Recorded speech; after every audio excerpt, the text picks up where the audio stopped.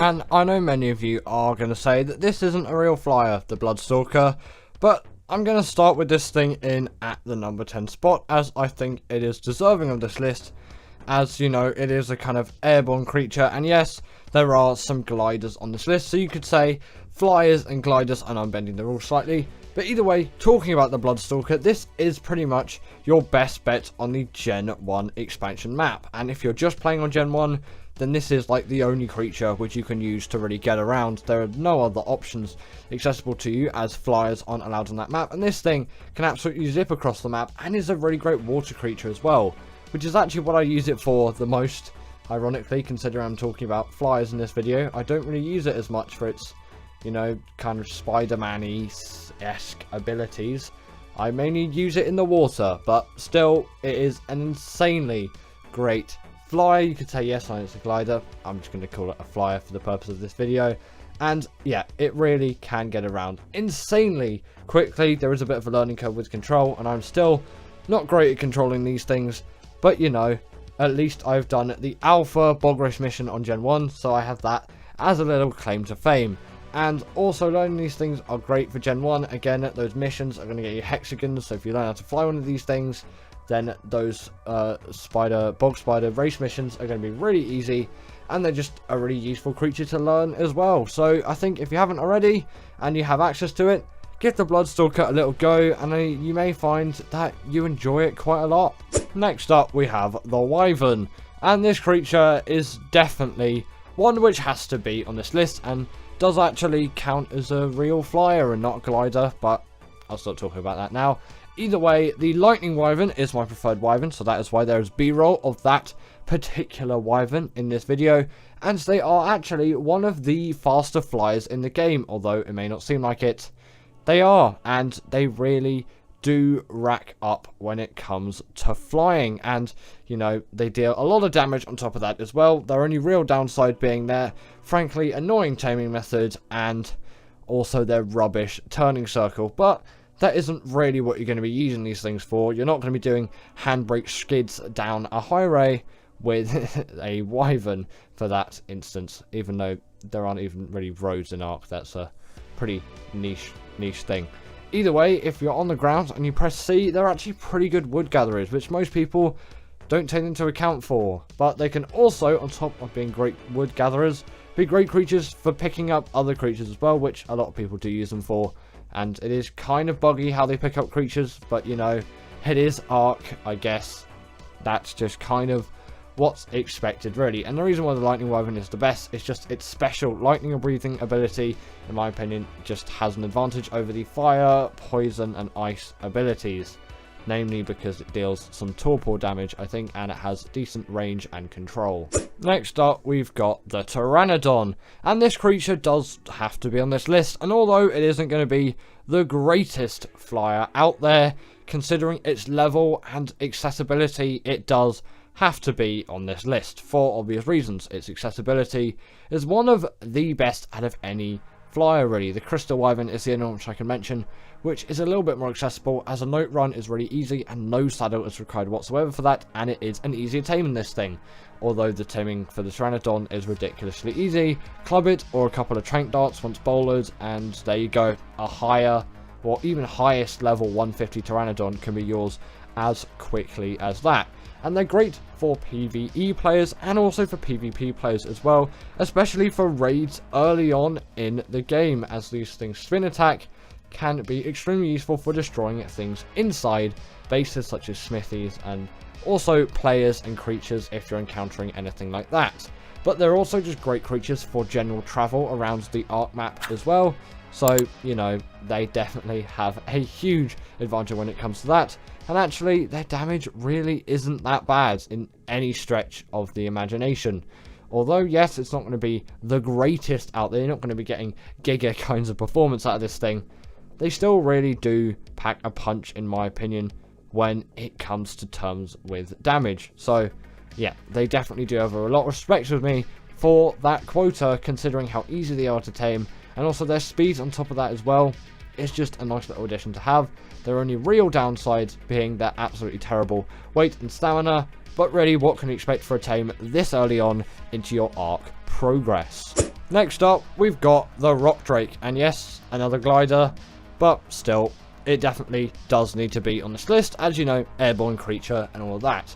And yes, it can't be that high on the list because it is a glider. I will warrant that. I will deduct points for it being a glider, as they aren't actually as useful for flyers in most cases, unless you're going from a place of high elevation to low elevation. Then they are extremely useful, and especially on maps like Arboration, they are very, very useful. But on maps like Crystal Isles, the island, even Ragnarok, and a lot of Scorched Earth, especially Scorched Earth, considering it is quite a flat map. Yes, I know there are mountain ranges towards the north, I think, but it still is a pretty barren map in terms of a lot of elevation and a lot of things to grab onto. It is a really large desert after all. But, you know, for all of those cases where this thing is useful, it definitely does rack up. And its stamina drain is actually pretty minimal, which is great for any kind of traveling mount. And obviously, its damage really is going to rack up as well on top of that. And that means you can protect yourself on your travels as well. But they do also have the speed to get out of any sticky situation which you may find yourself in. And even on some flatter grounds, they actually aren't the worst and still usable, although I'm not sure about what other maps these things do actually spawn on apart from Arboration. I know they were on Crystal Isles in the mod version of it before it became an official Ark map, but I'm not really sure what other maps they spawn on, and they may only spawn on Arboration, but correct me on that if I'm wrong, as always, in the comments down below. In at number 6 is the maewing, and I promise that this is the last glider on the list, and there are no more gliders after this point, so if you're getting annoyed by the gliders on this list, no more past this point. They can't be in the top 5, they are gliders and not flyers after all. In terms of the maewing though, this thing has just insane speed. Its speed is one of the best in the game, if not the best, for any kind of travelling mount, and it also seems a lot easier to control than the rock drake. And again, like the Bloodstalker, I have done the alpha maewing glider race mission, or whatever it's called, the one on Gen 2, the maewing race mission, just that one. Yeah, that's my claim to fame for this thing. And also, I just really enjoy using this thing across any map, really, and this biome of the Crystal Isles is a good example of where the maewing is extremely useful, because there's a lot of varying elevation. But they're not just insane gliders, which their saddle was unlocked at level 19, which is absolutely insane for their wealth of abilities. These things are also portable feeding troughs, which makes breeding and raising creatures so much easier, and they can also gather berries on top of that too, which is just a very nice bonus, which, you know, every creature, if they have it, it is definitely very, very welcome considering their wide use. In at number 5 is the Crystal Wyvern. And this creature, why is it so much higher than the Wyvern on the list? And I definitely do have a preference, and more for the Blood Crystal Wyvern than the Water Crystal Wyvern, or whatever this one's called. I can't actually remember. But, you know, for the purpose of the Crystal Wyvern, this one generally just looks more like what you would think of a Crystal Wyvern. It just kind of has that more Crystal Wyvern-y feel. But definitely go for the Blood Crystal Wyvern if you can. But their taming method is just so simple, they have to be in this spot. Their only real downside being the level 65 cap on, not cap, but like requirement, I should say, to be able to actually passive feed these things, which is Crystal. And it is such an easy taming method. There's a spot where you can sit on their back and then just feed these things Crystal, and you don't even have to really press anything. You just press E when it tells you to, or the equivalent button if you're those console players out there. And actually quite a lot of my viewers do play on things like Switch and Xbox. Don't really know how many PlayStation players there are out there. If you're a PlayStation player that's watching this video, comment down below. There'll be a pinned comment which I would have put there, and just chuck down the PlayStation gang, you know. Bring all of that community together, and, you know, any other gang as well. Xbox gang, Switch gang, mobile gang, if that's any of you, and also the PC gang as well. I'm sure there's still a lot of you out there. In at number 4, we have the rhyniognatha. And the fact is, this is probably one of the best creatures for transporting tames if you don't have access to a cryopod, which wouldn't really make sense considering the level requirement on the saddle and its very, very difficult taming method. If you didn't know already, this creature spawns on the island and the Lost Island in those locations, which are on screen right now. And actually, on the old version of Ark, they're really hard to find. Their spawns are just absolutely awful, whereas on ASA, these things are absolutely everywhere, and they are terrifying. As always, raise up your dino count if you want to get these things to spawn on the old version of Ark, and you can also use the dino Ark command, which is destroy wild dinos. And there's one which is very similar to that, which is like destroy dinos, which will destroy your tame dinos. You don't want to do that at all. That is definitely not what you want out of this creature. But the thing is, in terms of its transporting abilities, it can pick up Rexes, and it is widely used in PvP use for just absolutely decimating bases, as its damage and wealth of abilities is insane, frankly. But if you want to know a quick, brief synopsis on how you tame one, you get a pheromone gland from a male rhyniognatha, tame a Bronto and get the resources, which are on screen now, only necessary for 100% effectiveness, of course. Then you want to get your Bronto when you find a female rhyniognatha, get it to aggro on you, then trap it in some way. The net gun is the best, but you can obviously get those gateways and dino gates in. That'll be a bit harder though. Then just get its health to as low as you can and use the magnifying glass, or if you have access to the awesome spyglass mod, or use it, then yeah, use that, because it will very much help you in visualizing it, as you can damage it and see its health at the same time instead of having to switch between. But the magnifying glass is definitely going to work, and I think the tech binoculars will work as well, which you may have considering the saddle level requirements. Then you want to feed that pheromone to your Bronto, and then after it comes out of the trap, it is going to impregnate your dino. Also, feel free to damage it more if needed. Then after that, it will have those hunger timers, which are necessary for 100% effectiveness. Then it is just going to fall over, and sadly, your creature is going to die. So don't make it a creature which is too special to you. Then a baby rhyniognatha will come out, press E, and there you go. In at number 3 is the snow owl. And, you know, this creature has a wide range of abilities, which really do need to be respected in terms of any Ark creature out there. And this really does demonstrate a lot of abilities. If you're not a snow owl guy, just pretend everything I'm talking about here is to do with the Griffin, because the Griffin is not on this list, but it is still very similar to this tame in terms of obviously that diving ability, although it can do damage from it, and I don't think the snow owl can. But you know, the Griffin is just going to be one of those honourable mentions. I'm not going to include it in this video, as I'm not really a Griffin user. Everything that the Griffin can do for me, the snow owl can do for me, so I'll always use that. And on top of that, it also does have a sort of heat-seeking ability, which allows you to see any kind of organism which gives off heat, which I think is every Ark organism. Great for PvP scenarios if you're trying to track down a player, or in PvE if you're just trying to track down a dino, which you've lost in some cases, which happens actually quite a lot, and you wouldn't really expect it. And also you want to level up that stamina, not just so they can fly longer distances, but so they can heal creatures, as if you level up stamina, they can heal for longer, and that is their main ability and claim to fame, as they can heal any wild creature, enemy creature if you're feeling nice, and tame creatures as well.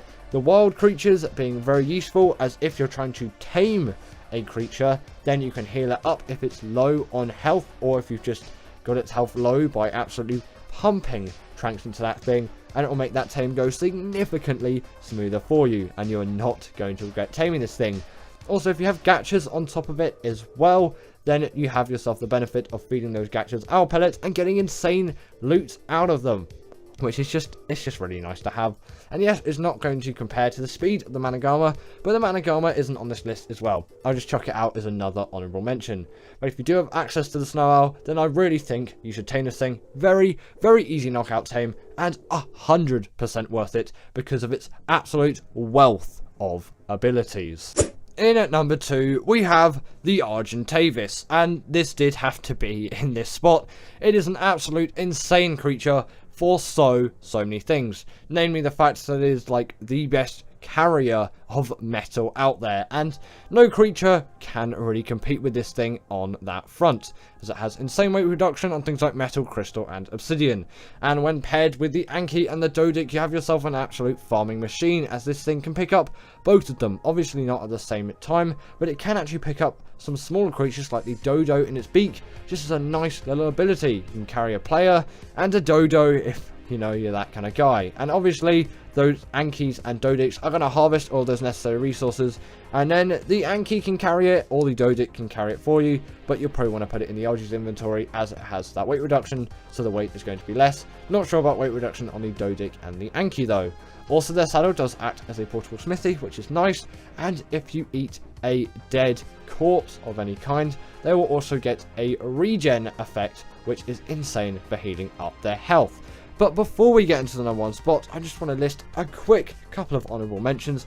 I have to mention the Quetzal. That thing is an absolute beast of a flyer, and if you ever find yourself taming one, you're probably going to be very happy with it, although it does have quite a slow speed. Then also the Griffin has to be here for obvious reasons. Put the Managama here as well, because you know it's widely used. And with that, we'll get into the number 1 spot. And in at number 1, we have the Desmodus. And this thing has to be in this spot, in my opinion. It is just such a useful creature. It needs to be here. It has to be. But instead of me just ranting on about this having to be in the number 1 slot, what does it do? Well, firstly, it does have the glide ability like the Snarl, which I love to have in a flyer. And it's something which I think if the RG had, be really cool, actually. And I would enjoy that. But mainly their Sanguine Elixir is what makes these things great, as it is an absolute cheat for taming. 30% of that tame is already been done for you with a click of a button. They can also farm blood bags as well, making them really great for taming other ones, as you don't just spend ages farming loads and loads of blood bags. And Bloodstalker tames are a lot easier as well. They can also grip onto walls and vertical ceilings, not vertical ceilings, vertical walls and ceilings, I should have said, like a Tapijara, and then go invisible. That didn't really work for me because for some reason my Ark was just glitching out, and it also maybe I'm in the wastelands and that doesn't have a night cycle, so it only does work at night. I should mention that. But yeah, these things, absolutely insane tames with abilities no other creature even has. The top 10 classic Ark tames. In at number 10, we have got the Raptor, and it is fair to say that a ton of these were tamed and used in those early days of Ark, and personally myself, I did use quite a lot of them as well. On top of this, I did go through a fair few of them, and many people did as well. And when new players do kind of maybe think back on what Ark was like previously, they're probably going to think of things like Raptors and Rexes and Spinos and Carnos and Allos and things like that. By the way, the Allo is not appearing on this list, as far as I'm concerned, it is a later creature, although I should probably check that, but I will inform you further on in the video, because actually I'm not too sure on the chronology, and actually just checking, the Allosaurus was not around in 2015.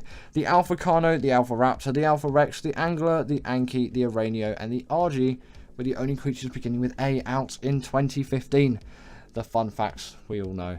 Either way, this creature was extremely useful back in the day and got tons of use. Obviously, people didn't really care too much about its low weight and its somewhat slower speed than what some people would expect from these days of Ark.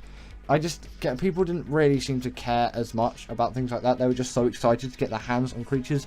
At least that was kind of my experience of it back then, and yeah, it really did do the job for me, and I got a lot of great use out of this creature, and it really is one of those great ones. And if you do have the time still to this day, I would definitely recommend you get a Raptor, as they can be quite useful in the early game stages, as you have yourself a nice neat carnivore to use around the map. Next up, we have got the Beelzebufo, and this creature is here just because when it released, which I'm actually surprised to say is 2015. I had a look and I did some research on it because I thought this was more of a 2016 creature, but no, it was out in 2015. Kind of does make sense when I actually think back with all the chronology, and this creature really was heavily useful. Didn't use it for any kind of cement-based gathering. Not even sure if it could do that back in the days. Comment that down below, because I'm not too sure of its abilities and if it had a TLC at any point, but it was definitely widely used just for a really good travel mount. I used it a lot for underwater exploration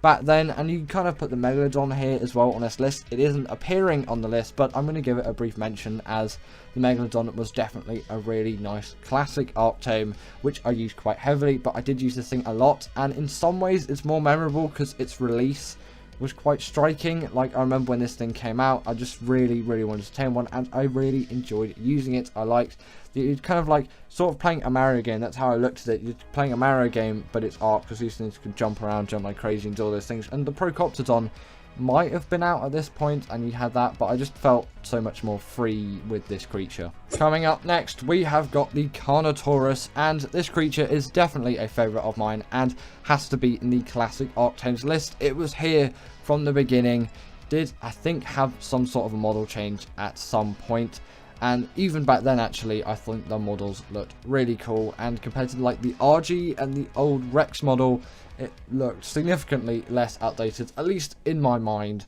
Either way, pretty confident they have had a model update since then. Obviously texture updates and things like that have happened throughout Ark's game just being developed as it progressed from being a 2015 looking game to maybe more of a 2018, 2019 looking game in its kind of late stages, I would say, because it doesn't look like most of the games that you would get in 2015, especially for that kind of survival game. And also, if you didn't know already, this is the 2023 version of Ark, which is ASA for this B-roll here.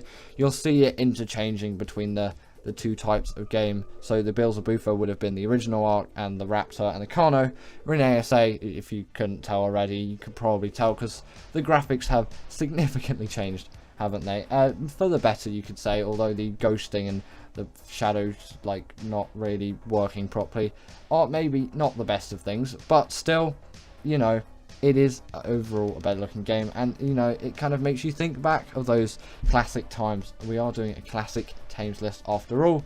Also, if you were wondering, the Carno has had a TLC since release, so now it's even better than before, and it is ridiculously easy to tame on ASA. If you are actually playing ASA, there's pretty dead at the moment with the general player space, so you know, that's what that's like. But either way, Carno, still remember it so clear to this day. Used it so much just as a general carnivore, even before I got that saddle, because obviously doing the levels was actually quite difficult back in the days. To spend quite a lot of time, really is a classic. Next up, we have got the Quetzal, and this creature is here because actually, surprisingly, when it released in 2015, I thought it was more of a 2016 creature, but again, there's another creature on this list which is later on, which I also thought was a 2016 creature, but no, it is still a 2015 creature. It just came out later in the year, of course, and when looking at creatures like this, it really did change the Ark space. Like, the amount of use that you got out of this creature, especially with that platform saddle, was insane. It was just so cool to fly these things around, and it was again a new perspective on the game. You could build the base on the back of a flyer, and because flyer speed leveling hadn't been nerfed at that time, you could get these things traveling at insane speeds, and it was so fun to go around the map with your mates and just absolutely dominate metal farming, because that's what I used this for. Wasn't really a PvP player. If you were thinking that I was going to say dominate the map, didn't really use them for that, but metal farming was so easy with these things, and just general transportation of goods was so easy, and it was nice to have a nice base and sometimes a taming trap on the back of one of these things. The Dodo is here next, and could I really make a top 10 classic Ark Tames video without actually including the Dodo on the list? Come on, it is the Dodo after all. Probably one of the first creatures, if not the first creature you're going to see in Ark, and everyone when they started in 2015 tamed yourself a Dodo at some point. They were so easy. Still took 15 minutes to tame, because yes, taming took absolutely ages. At least mine felt like 15 minutes to tame. Probably might have been 5, could have been 10. Either way, you punch these things out and you feed them some berries. I might have not even been feeding these things medjos. Maybe that's why it just took so long. And yes, you have yourself the cute Dodo friend, and the Dodos are definitely a classic Ark Tame, and it could not be a classic Ark Tames list without including these things here. They really do add something to Ark, even though maybe not the most widely used creature, they have to be on this list. In at number 5, we have got the Pteranodon, and this creature is here just because it was so useful to get up into the air that early on in the game, and it really felt like something so special to get up and fly in the air. It was like the biggest achievement in the Ark game. I probably should have put this thing a little bit higher than the number 5 spots, not in the number 1 spot. We're not that close to the end of the list yet. We're halfway in, guys. Either way, these creatures, they just made such a mark on your Ark progress, and you could just speed up everything so much with a Pteranodon. You're like, oh yeah, this is all fine now because I have a Pteranodon, and it was such a pain once you lost it somewhere because you died and you just spent ages going back to get it. Why, you always have a spare Pteranodon at home. and then you can have the other one to follow you once you're heading back, obviously with a spare saddle on it. Otherwise they are pretty much useless as creatures. Like, you need the saddle to really use this creature effectively. It's not like the Carno or, you know, in some cases like Rexes and Gigas and things like that, where you can have them following you around. No, you really do need the saddle to get the use out of this creature, and actually getting that chitin or keratin, whatever you preferred. I got loads of keratin for the saddle back in the day, but now thinking about it, I should have just got loads of chitin, as killing all of those insects is so much easier than going around and killing loads of carb enemies. Another pretty classic creature in my eyes, although not on the list, but you know, again, I'll give it a brief mention here. And the Pteranodon was so easy, so simple to tame, and just made your progress and just your general Ark life so much better that it has to be included on this list, and people still use it tons to this day, and it really is uncompetable in the level range that you are when you're taming one of these things. Next up on the list, we have got the Tiny Tim, and obviously the Tiny Tim has to be on the list. Again, surprised that Tiny Tim came out in 2015. I thought it was 2016 as well, but it kind of just makes sense that the birth of Tiny Tim did happen in 2015. Originally called the Gigantosaurus, soon after named the Tiny Tim, of course, by Ibalistic Squid and Ashdub, if you didn't know the reference already. And the Tiny Tim was capable of dealing just so much damage. You felt on top of the world, and you could decimate any single creature, especially things like Spinos and Rexes. They felt like small little puny critters to the Tiny Tim. You felt like an absolute demolition king, being able to just destroy everything in your path, that being trees, that being creatures, even sometimes the oceans, which you might not expect out of these creatures, considering you might not think they're the best swimmers. They're not really, but they can go through rivers like it's nothing, because most of the time their feet are touching the bottom, and like you can see there, it just crosses that like it's nothing. It essentially just walks along all of it, and they're just so OP, so big, and they really did make such a nice effort to contributing to the evolution of Ark, and they just so successful as a creature. I really did have to put them in on the list. In at number 3, we have got the Rex, and this creature is here just because Ark probably wouldn't be Ark without the Rex. And when thinking of dinosaurs in general, you often do think of creatures like this. Obviously, the Rex is probably like one of the most popular dinosaurs, well-known dinosaurs to date in the world. Like, everyone just knows what this creature is, and everyone will use this creature really in their Ark progress. It is such a great boss creature, and when the Broodmother was a thing, I'm pretty sure it was out at roughly release, but it might have not been. I think it came a little bit afterwards. Definitely still a 2015 thing. You'd gather up those Rexes, and then you'd go and fight the Broodmother. You could use a wealth of other creatures as well. I did use things like Carnos and Spinos as well.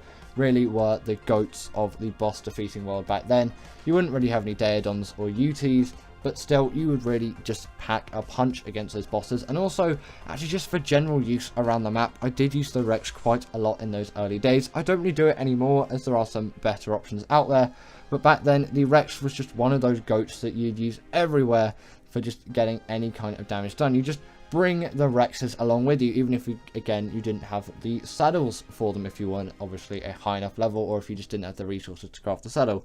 Probably more or less the first one, because the Rexes, in all fairness, weren't actually too difficult to tame. Yes, the time commitment to taming one was quite large, but once you had the tranks, and if you like trapped them in a cliff or something like that, or you just like stood on top of a cliff really and then just shot it from down below, it was a pretty easy secured tame with no issues whatsoever, as long as there wasn't too many hostile things in the area. In at number 2, we have got the RG, and not only is this thing nostalgic for its old model, but just also its tremendous use back in the day. And the upgrade of getting an RG over the Pteranodon was insane, especially considering you could level up that speed and get it even faster than something like a Pteranodon with not too much effort. And then from that, you'd have much better weight and much better stamina, of course, and you could just take these things around the map with absolute ease, and you could get loads of stuff on them with no risk of being encumbered. They could also pick up a wider range of creatures too, and if you paired it with an Anki or a Dodic, then you'd really net yourself with some great harvesting power, and you could just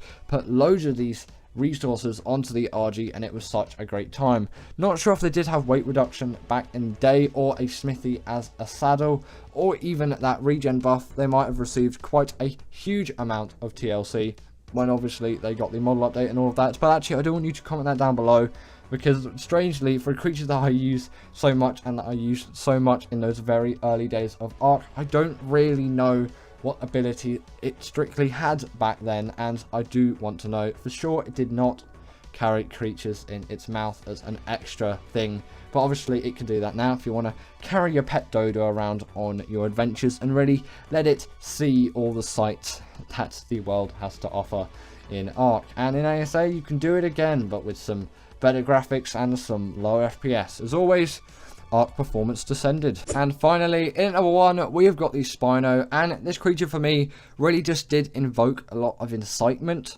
in me, and as a general creature I felt it to be bigger and more powerful than the Rex, and with its added mobility as well, I thought it was just fabulous. And with that water mobility as well, really truly great creature. Back in the days it did not have the hydration buff, at least I'm pretty sure it didn't, and it didn't have the ability to go up on its hind legs, and I'm not sure if it had oxygen then and doesn't have oxygen now, or didn't have oxygen then and now has oxygen.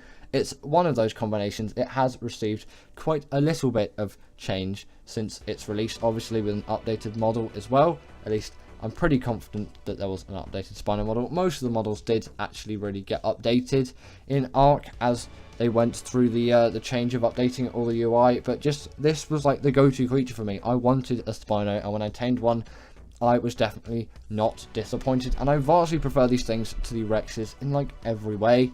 And I would use these things for doing bosses, I would use these things for everything I would use a Rex for, and it kind of made the Rex reasonably redundant for me, as I didn't really think too much about, oh, how much like health does it really have relating to how much damage and how balanced of a creature it is to make it really good at dealing with all of those bosses. I didn't think of things like that. I was just like, whatever does more damage, and the Spino tended to do more damage, at least from the ones that I tamed back in the day, and I vastly preferred its underwater travel and just general mobility. I felt it to be a much more widely useful creature, and that is why I simply had to put it on this list. It just is such a successful creature for me, and in my opinion, it is the most classic Ark tame out there. Obviously, for you, it may be different, but for me, this is just the absolute GOAT of classic Ark tames, and it has no competition for me whatsoever, just none at all. And give it up for our patrons, Ekaterina Puchkova and Karina Thorne, Dominic Maciejewski, sorry about that name, and everyone else that's on this list. All the people I've mentioned are paid members, and if you feel like that's something you want a shout out at the end of the video, go join the Patreon or become a paid YouTube member.